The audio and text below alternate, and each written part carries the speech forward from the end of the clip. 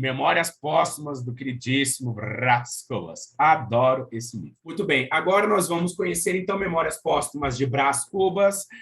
Você tem uma obra iniciada lá no romantismo, no seu ápice, com as características próprias, como, por exemplo, o cientificismo. Como o Brás Cubas está contando as suas memórias, eu não posso acreditar em tudo aquilo que ele diz e eu não posso acatar todas as ordens que ele me dá, porque é isso que ele vai fazer.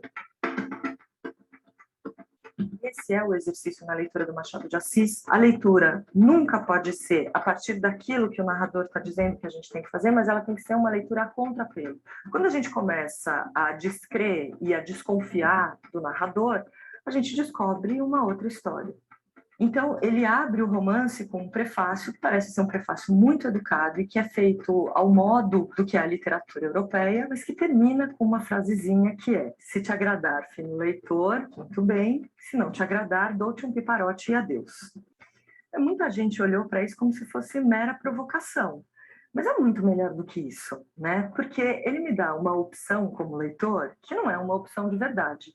Porque ou você é fino leitor e acha o livro dele incrível, ou você leva porrada. E aí o que a gente vai ver é que isso é um procedimento do livro inteiro. Quer dizer, a gente não tem escolha nenhuma, tem coerção, né? Mas a aparência é de escolha. Então, o que o Machado conseguiu com isso? Ele conseguiu trazer para dentro do movimento do romance, da forma do romance, o que era a grande contradição brasileira no século XIX, que perdurou sendo de alguma forma, que era o fato de que a gente no Brasil era escravocrata, tinha mão de obra escrava em larguíssima escala, ao mesmo tempo éramos capitalistas e defensores de ideias liberais. Pelo fato dele ser negro e ter ascendido e conhecido toda a sociedade brasileira, a escolha que o Machado vai fazer é por contar, então, quem é essa figura da elite brasileira por meio das relações sociais. E aí, olhando para as mulheres, isso é inacreditável. É maravilhoso. A primeira paixão dele é uma mulher chamada Marcela, que é uma prostituta. E é interessante porque todo o discurso que o Brás Cubas vai fazer acerca da Marcela é um discurso de que ele é um romântico, amoroso, sentimental, enquanto ela é uma mulher fria, horrorosa, porque é uma prostituta. E é interessante que a gente sai do livro com a sensação de que ele foi enganado pela mulher e que aquela mulher não presta.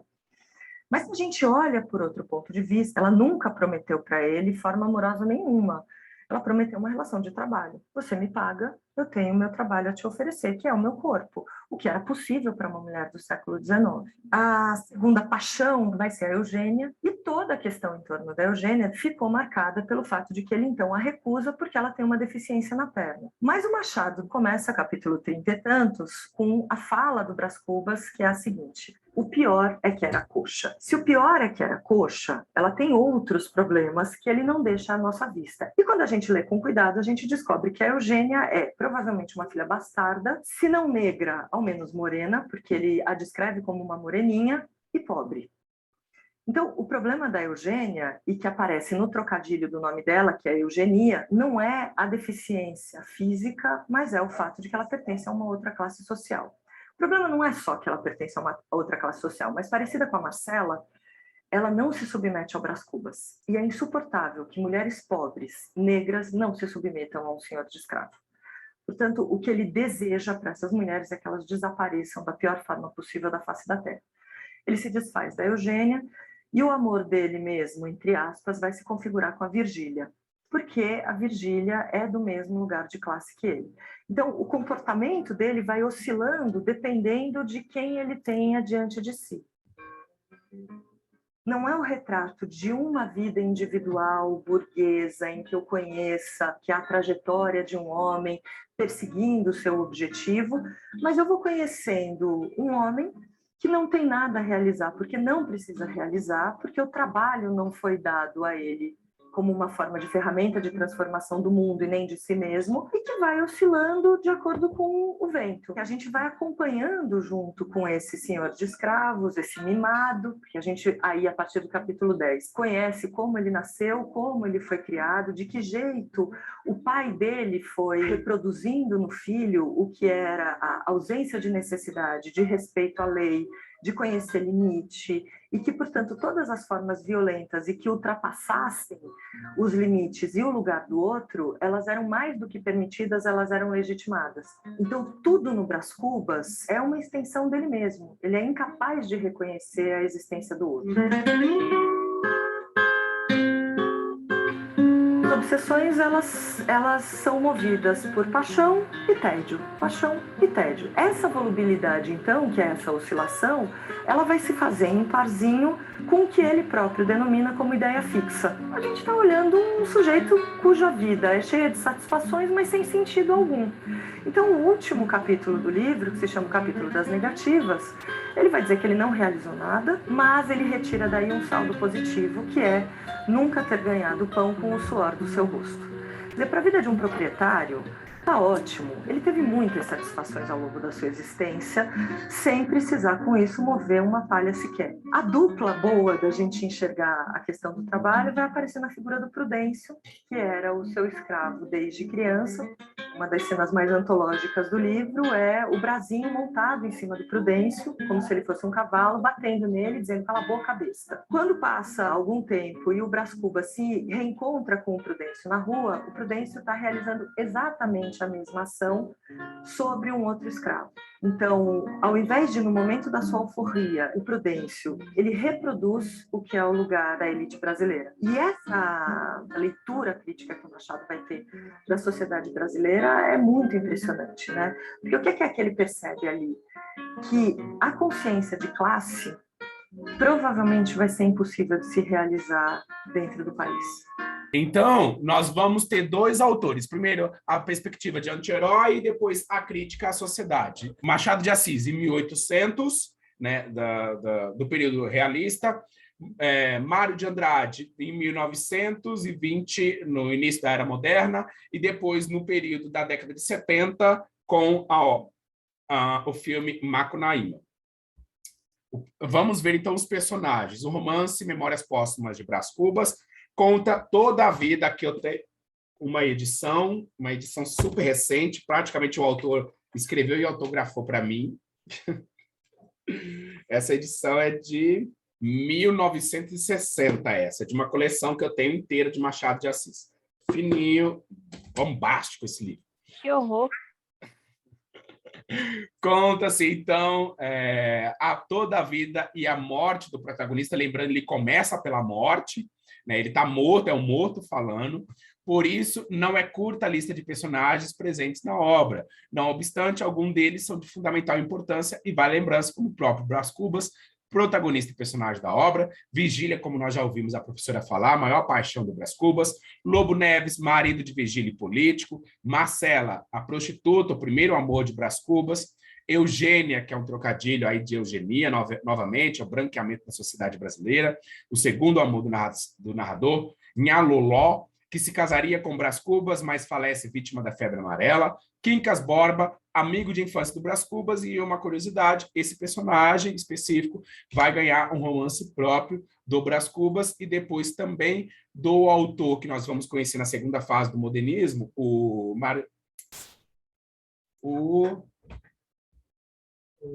Jorge Amado, que eu tenho todas as obras dele ali.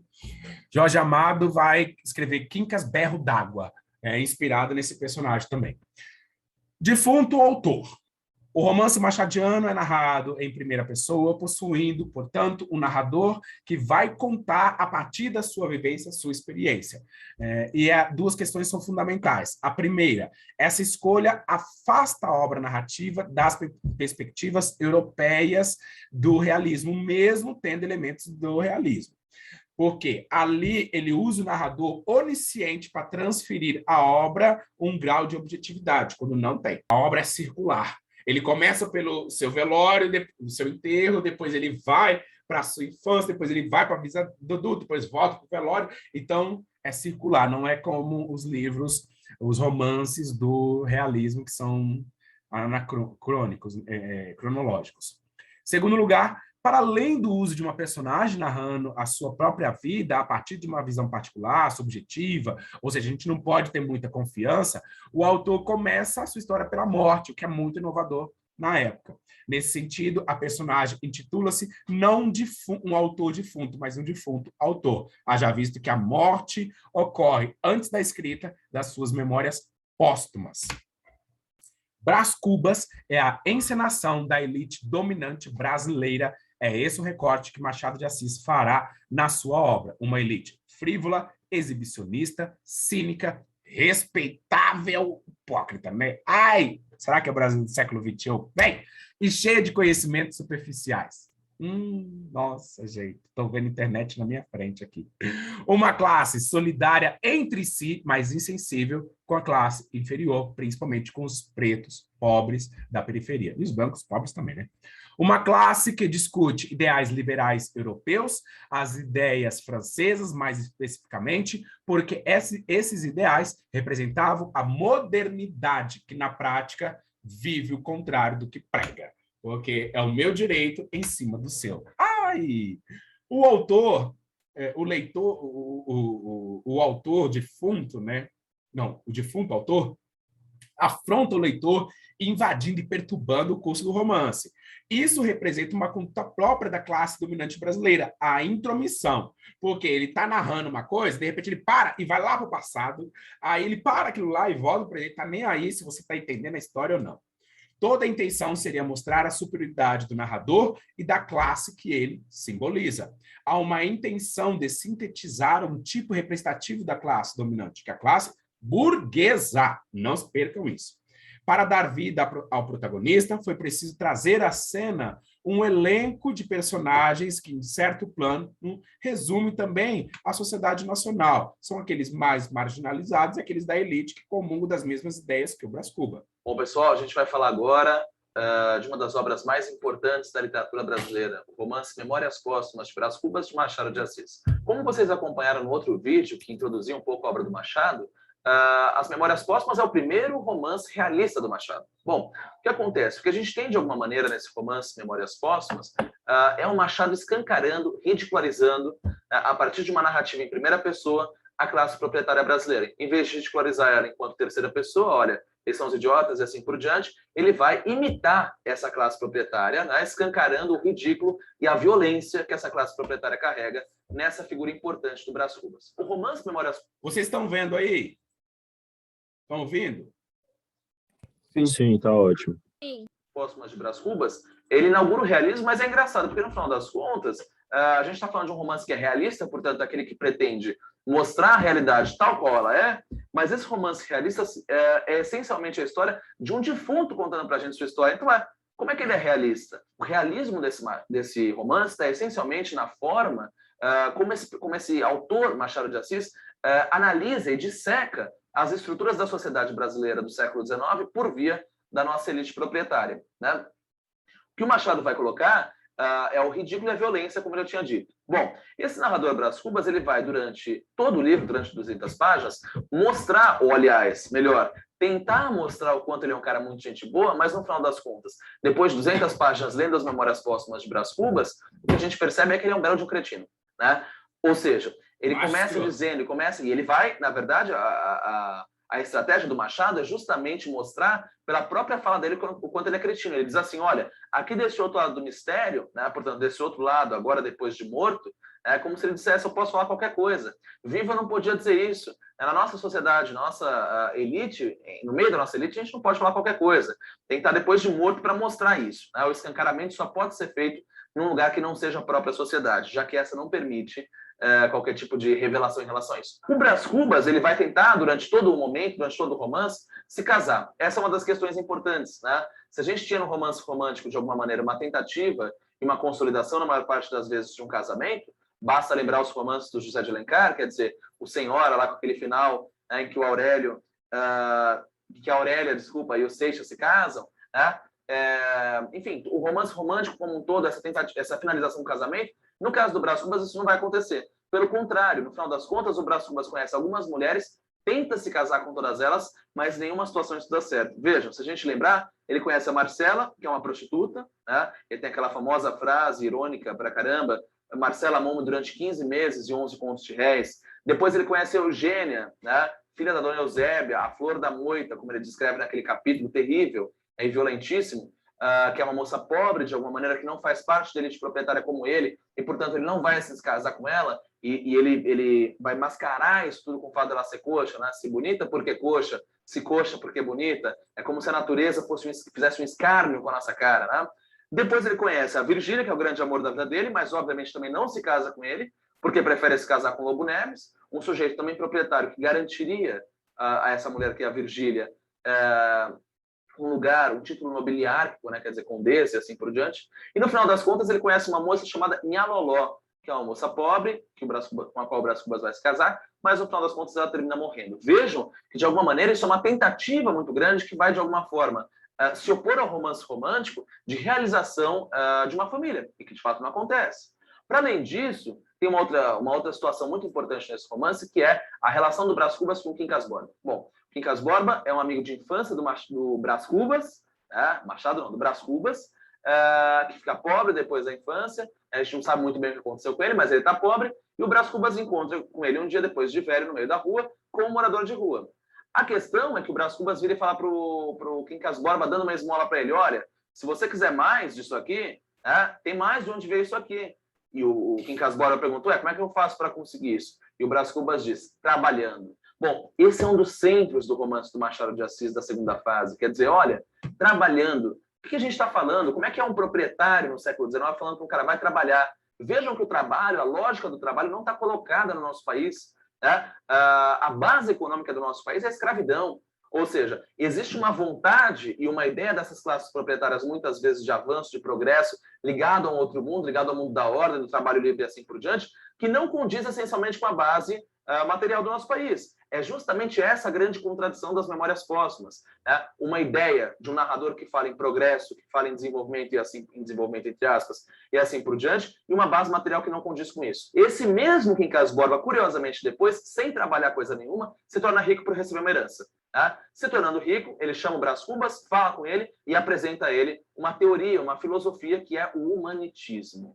Bom, o humanitismo, o nome já diz muita coisa, né? O humanitismo é uma filosofia, é uma parte da filosofia do Augusto Comte, que é o grande pai do positivismo, de tal maneira que a gente já tem aí, né, uma crítica ou uma sátira ao positivismo nessa ideia do humanitismo, mas mais do que isso, é uma teoria, uma filosofia que condiz com a própria elite brasileira. Bom, o humanitismo diz respeito a uma filosofia em que, essencialmente, se há dois povos brigando por um pouco de comida, ou o que quer que seja, no final das contas, esses dois povos pertencem à humanitas, que é a grande divindade, portanto, à humanidade. A divindade dessa religião é o ser humano, ou qualquer coisa genérica e ideológica. Né? No final das contas, se uma das duas tribos ou um dos dois grupos ganha do outro, não tem importância nenhuma que esse outro povo pegue e morra, no final das contas. Tá? Porque, no final das contas, o humanitas, que é essa divindade, ainda permanece nesse grupo que venceu. Ou seja, a gente pode dizer, tudo bem que morram aqueles ali, tudo bem que morram os pobres, não faz diferença nenhuma. No final das contas, nos ricos ainda permanece o humanitas.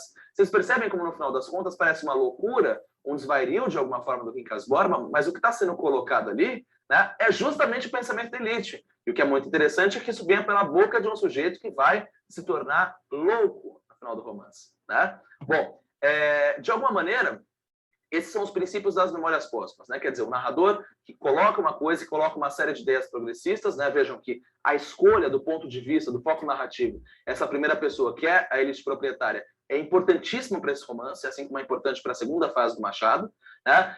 E a contradição que existe entre essa vontade e essa fala desse narrador e aquilo que é a base material do Brasil. Uma outra coisa, para retomar, que pontua aí, é a questão do trabalho livre, que não está colocado no nosso país enquanto base material, muito embora a elite proprietária coloque isso como discurso. Né? E uma terceira coisa aí que vale lembrar, para finalizar isso, é como que essa filosofia aí do Quincas Borba, ela legitima o lugar dessa elite proprietária. No final das contas, o último capítulo, que talvez seja o único capítulo sério, né, das Memórias Póstumas, é um capítulo em que Brás Cubas diz assim: olha, eu não tive nenhum ganho no final da vida. Aliás, eu tive um ganho, né? Que além de não trabalhar, vejam, ele diz, um dos ganhos para não trabalhar, é justamente não ter deixado nenhum filho, não ter deixado a ninguém a miséria da nossa humanidade.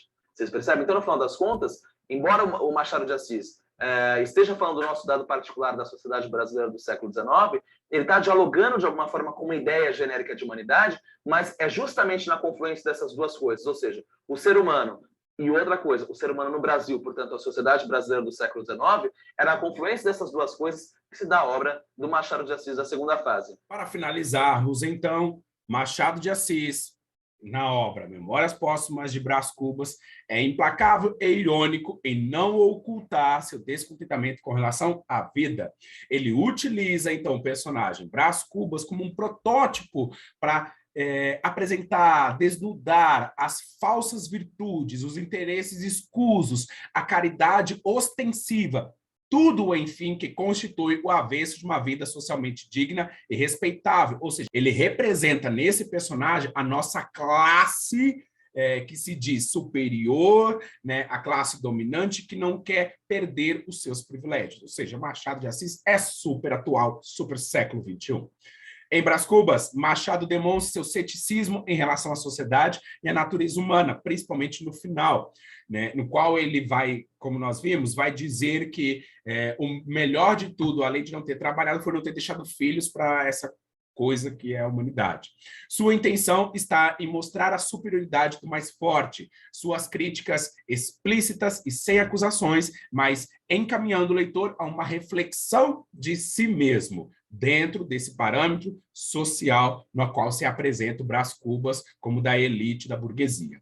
O materialismo de Brás Cubas também representa o materialismo de uma época em que a aparência era muito mais importante que qualquer essência humana. Ouvi um Instagram aí, gente? Brás Cubas, então, ambicionava o poder e para Machado esse era o objetivo humano, o poder sobre os outros. Mas o homem representado por Brás Cubas é tão frágil, tão pequeno e mesquinho que canta a glória sem a possuir, que acha que pode sem poder algum. Eita, que lembra muito o que a gente está vendo hoje.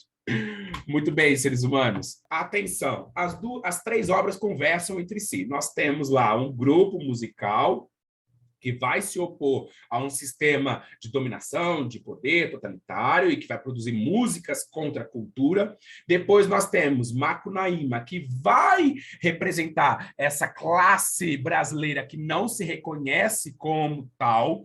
E, por último, nós temos o Machado de Assis trazendo uma crítica a essa classe dominante burguesa que oprime os menores. Então, é importante sempre nessa prova do SASE, as obras se conversam entre si, ficarem atentos a isso. Se no primeiro a gente tem uma palavra que define que é cidadania, no segundo, identidade, e no terceiro, a crítica à sociedade burguesa, à sociedade do seu período. Ok, humanos? Espero que tenha ajudado vocês. Boa prova, confio em vocês como eu confio, tá bom?